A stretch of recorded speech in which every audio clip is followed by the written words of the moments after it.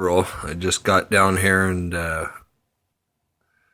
wanted to check in on things again, and this is what I ran into. So, and I usually listen start to by this saying guy. I thank you for the He's a opportunity liberal. to speak here. It's the first time in 24 years I've needed a police escort in order to be able to enter this chamber, and the likelihood is that all of us will need police escorts in order to exit this chamber. That is the state of emergency affairs here in Ottawa as we speak.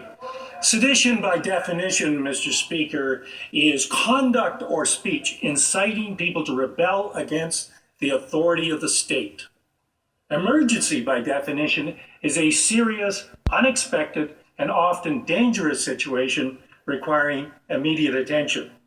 And there's further definition in the Emergencies Act, which largely supports the notion that it threatens the ability of the Government of Canada to preserve security and sovereignty.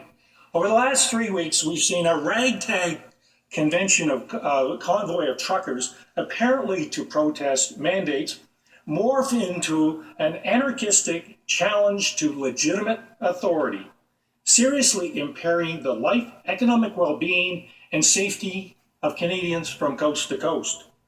From Ottawa to the Ambassador Bridge, and the Ambassador Bridge times 2, and the Ambassador Bridge times 3, to Toronto protests, to Quebec protests, to the Bluewater Bridge, the Emerson, Manitoba closures, to the Coutts, Alberta closure, and to closures in British Columbia.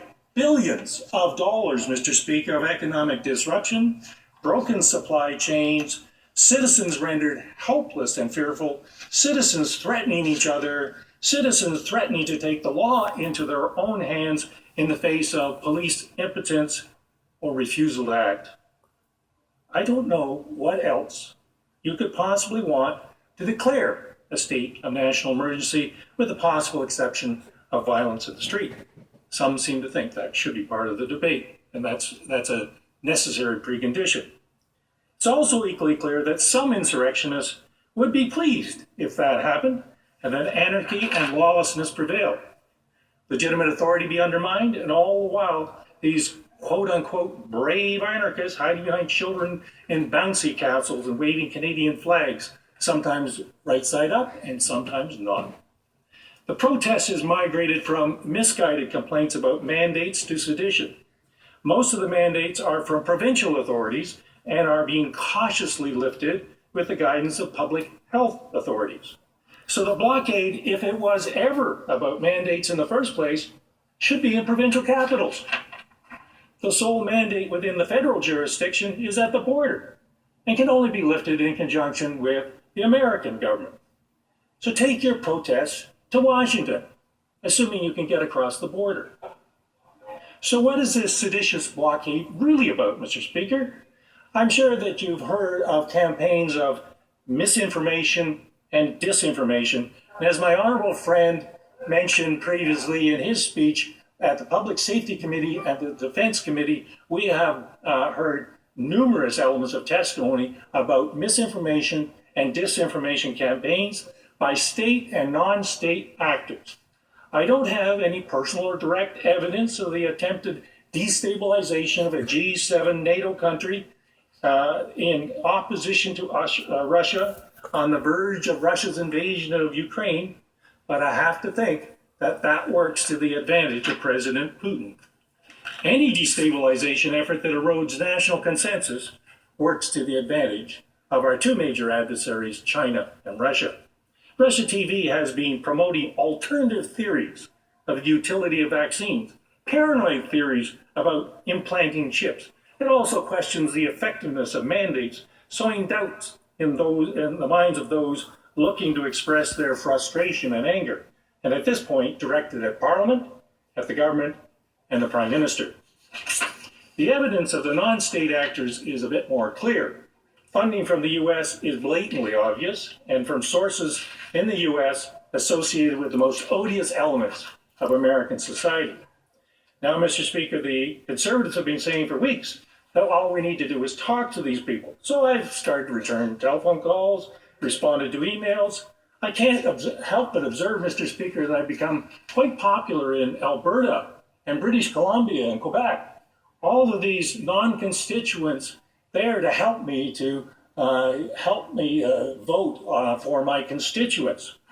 We have just today received 1,300 emails, 600 the day before. To these non-constituents, I offer them an insincere apology for ignoring them. My constituents, on the other hand, I don't ignore, and haven't for 9 elections in 24 years.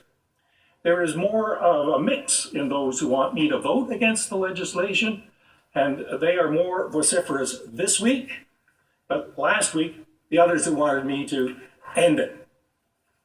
These conversations with those who want me to vote against the bill exhibit a belligerence coupled with a substantial amount of misinformation and disinformation so as to make one despair. When the conversation starts with, "I've never voted for you and I never will," you know that you're off to a bad start. For 9 elections in 24 years, this must have been a great frustration for this individual caller. Or when the conversation is peppered with the Prime Minister's last name in conjunction with what you would rule to be unparliamentary language, Mr. Speaker, all seemingly starting with the same letter, you also know that that conversation is not going to go well. Or trying to carry on a conversation with a blowhorn of an 18-wheeler in the background is indeed an impediment to civilized discourse. So, Mr. Speaker, what's so discouraging when you get through all this is the dissonance of fact. Minimal understanding of civics and science must be the basis for civilized discourse.